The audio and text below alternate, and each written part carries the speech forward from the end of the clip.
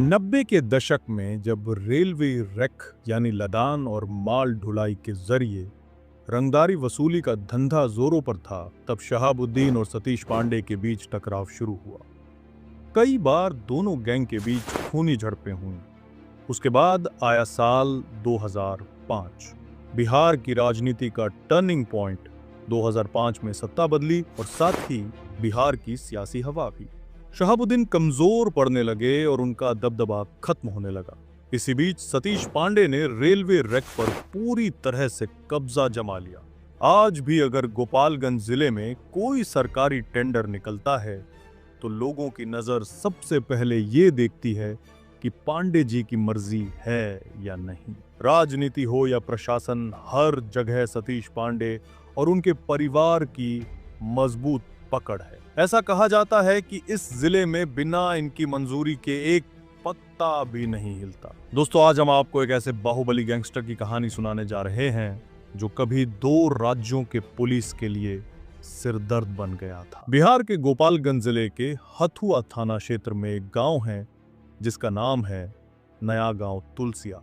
यही के रहने वाले हैं सतीश पांडे, जिनका नाम आज बिहार की अपराध की दुनिया में एक जाना पहचाना नाम है। सतीश पांडे कोई आम इंसान नहीं है, बल्कि कुचायकोट के मौजूदा जेडीयू विधायक अमरिंदर पांडे उर्फ पप्पू पांडे के बड़े भाई हैं। लेकिन सतीश की जिंदगी की शुरुआत अपराध से नहीं, बल्कि एक ईमानदार नौकरी से शुरू हुई थी। उन्होंने बिहार पुलिस में भर्ती होकर अपने करियर की शुरुआत की थी।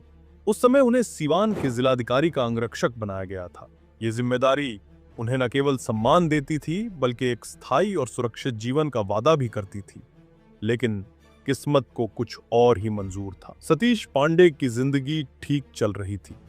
पुलिस की वर्दी पहने हुए वो कानून के रखवाले थे। लेकिन नौकरी के दौरान कुछ ऐसे मोड़ आए कि उन्हें अपनी वर्दी हमेशा के लिए उतारनी पड़ी। उस दिन के बाद उन्होंने कानून के रास्ते को छोड़कर हथियारों की राह पकड़ ली। और फिर जो शुरू हुआ वो अपराध की दुनिया का एक ऐसा अध्याय बन गया जिसके पन्ने आज भी गोपालगंज के लोग कांपते हुए पढ़ते हैं। पुलिस की नौकरी के दौरान ही सतीश पांडे की मुलाकात पूर्व सांसद जनार्दन तिवारी के भांजे और उनके बेहद करीबी दोस्त अभय पांडे से हुई। दोनों में गहरी दोस्ती हो गई, लेकिन कुछ समय बाद अभय पांडे की हत्या हो गई। उसके बाद सतीश की दुनिया ही बदल गई।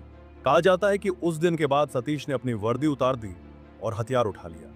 ये वो मोड़ था जब उन्होंने अपराध की दुनिया में कदम रखा। अभय की मौत ने सतीश के अंदर ऐसा तूफान खड़ा कर दिया था कि उन्होंने कानून के रास्ते की जगह गैर कानूनी रास्ते को चुन लिया। एक के बाद एक अपराध में उनका नाम आने लगा और कुछ ही समय में वो सीवान गोपालगंज इलाके के एक कद्दावर अपराधी के रूप में जाने लगे। उनकी पहुंच, ताकत और राजनीतिक संबंध इतने मजबूत हो गए कि पुलिस भी उन्हें छूने से डरने लगी। कई बार उनके ऊपर गंभीर आरोप लगे, लेकिन सतीश पांडे हर बार कानून के शिकंजे से बच निकलते रहे। उनकी छवि अब एक ऐसे शख्स की बन चुकी थी जो पुलिस का पूर्व आदमी था, लेकिन अपराधियों का सरगना बन चुका था। सतीश पांडे का नाम सिर्फ एक अपराधी के रूप में नहीं लिया जाता है, बल्कि बिहार की सत्ता, राजनीति और अपराध के त्रिकोण में उनका नाम एक अहम कड़ी बन चुका है। उन पर कई गंभीर आरोप लगे हैं, जिनमें सबसे चर्चित है बिहार सरकार के मंत्री रहे बृज बिहारी प्रसाद की हत्या। 13 जून 1998 को पटना के इंदिरा गांधी आयुर्विज्ञान संस्थान परिसर में तत्कालीन मंत्री बृज बिहारी प्रसाद की हत्या कर दी गई। इस केस में कुल 15 लोगों के खिलाफ प्राथमिकता दर्ज कराई गई। इसमें पूर्व सांसद सूरजभान सिंह, पूर्व विधायक मुन्ना शुक्ला, राजन तिवारी का नाम सबसे ऊपर था। लेकिन इन 15 लोगों में सतीश पांडे का भी नाम शामिल था। इसके अलावा सतीश पर कई नरसंहार और मर्डर केस दर्ज हैं।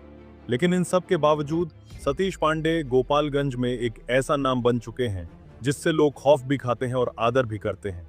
सतीश पांडे ने सिर्फ खुद को ही मजबूत नहीं बनाया, बल्कि अपने पूरे परिवार को सत्ता के ऊंचे पायदानों तक पहुंचाया। उनके छोटे भाई अमरेंद्र कुमार उर्फ पप्पू पांडे आज कुचायकोट से जेडीयू विधायक हैं। उनकी पत्नी उर्मिला देवी और बेटा मुकेश पांडे दोनों ही जिला परिषद अध्यक्ष जैसे अहम पदों पर काबिज रहे हैं। टेंडर से लेकर राजनीति तक हर जगह इनका बोलबाला गोपालगंज जिले में। अगर कोई सरकारी टेंडर निकलता है तो उसमें पांडे परिवार की मर्जी के बिना कुछ नहीं होता। जिले की ठेकेदारी, राजनीतिक नियुक्तियां और प्रशासनिक हस्तक्षेप, सब जगह इनकी मजबूत पकड़ है। लोग कहते हैं कि पांडे भाइयों के खिलाफ जिले में जो भी सामने आता है या तो डर के मारे चुप हो जाता है या रास्ते से हटा दिया जाता है। गोपालगंज जिले के हथुआ थाना क्षेत्र के रूपनचक गांव में हुए 3 लोगों के सनसनीखेज मर्डर ने पूरे इलाके को हिलाकर रख दिया। इस दिल दहला देने वाली वारदात के बाद पुलिस ने कुचाई कोर्ट से जेडीयू विधायक अमरेंद्र कुमार उर्फ पप्पू पांडे, उनके भतीजे और जिला परिषद अध्यक्ष मुकेश पांडे, कुख्यात सतीश पांडे और एक अज्ञात व्यक्ति के खिलाफ एफआईआर दर्ज की है। ये मामला और गंभीर तब बन गया जब पीड़ित परिवार से जुड़े जख्मी आरजेडी नेता जेपी यादव ने खुद पुलिस को बयान दिया कि उनके परिवार के 3 लोगों की हत्या की साजिश सतीश पांडे के लोगों ने रची थी। फिर से चर्चा में आया सतीश पांडे का नाम। इस केस के बाद सतीश पांडे का नाम एक बार फिर सुर्खियों में आ गया। पहले से ही हत्या, नरसंहार और आपराधिक वर्चस्व के मामलों में घिरे सतीश पांडे अब एक और संगीन हत्याकांड में आरोपी बनाए गए हैं। ये मामला सिर्फ एक व्यक्तिगत रंजिश नहीं, बल्कि सत्ता, राजनीति और अपराध के खतरनाक मेल की ओर इशारा करता है। इलाके में चर्चा है कि ये हत्या राजनीतिक वर्चस्व की लड़ाई का हिस्सा थी, जिसमें सीधे सीधे बड़े नामों का हाथ है। सतीश पांडे कोई आम अपराधी नहीं है। कभी 2 राज्यों की पुलिस के लिए सिरदर्द रहे। इस अपराधी के खिलाफ 94 से भी ज्यादा आपराधिक मामले दर्ज हैं। ये बात खुद गोपालगंज पुलिस ने स्वीकार की है। बिहार और उत्तर प्रदेश की पुलिस उन्हें लंबे वक्त तक ढूंढती रही, लेकिन सतीश पांडे एक एक कर हर मुकदमे से खुद को बचाते चले गए। 90 के दशक में सतीश पांडे ने राजनीति में भी किस्मत आजमाई। 1990 और 1995 में उन्होंने गोपालगंज की बरौली विधानसभा सीट से चुनाव लड़ा, लेकिन दोनों बार उन्हें हार का सामना करना पड़ा। हालांकि वे चुनाव हार गए, लेकिन उनका नाम अपराध और ताकत की राजनीति में और भी गूंजने लगा। पहलवान से अपराधी बनने की कहानी। बचपन में सतीश पांडे को पहलवानी का बहुत शौक था। इसी कारण उन्हें लोग पहलवान के नाम से भी जानने लगे। लेकिन वक्त के साथ साथ उनका ये हुनर मुकाबले की बजाय माफिया राज में इस्तेमाल होने लगा। सतीश पांडे की कहानी में एक और बड़ा नाम आता है, मोहम्मद शहाबुद्दीन। 90 के दशक में जब रेलवे रैक यानी लदान और माल ढुलाई के जरिए रंगदारी वसूली का धंधा जोरों पर था, तब शहाबुद्दीन और सतीश पांडे के बीच टकराव शुरू हुआ। कई बार दोनों गैंग के बीच खूनी झड़पें हुई। इस वर्चस्व की लड़ाई में दर्जनों जानें चली गई। लेकिन उस दौर में शहाबुद्दीन को लालू यादव की सरकार का खुला समर्थन मिला, जिससे उसका पलड़ा भारी रहता था। फिर आया साल 2005, बिहार की राजनीति का टर्निंग पॉइंट। 2005 में सत्ता बदली और साथ ही बिहार की सियासी हवा भी। शहाबुद्दीन कमजोर पड़ने लगे और उनका दबदबा खत्म होने लगा। इसी बीच सतीश पांडे ने रेलवे रैक पर पूरी तरह से कब्जा जमा लिया।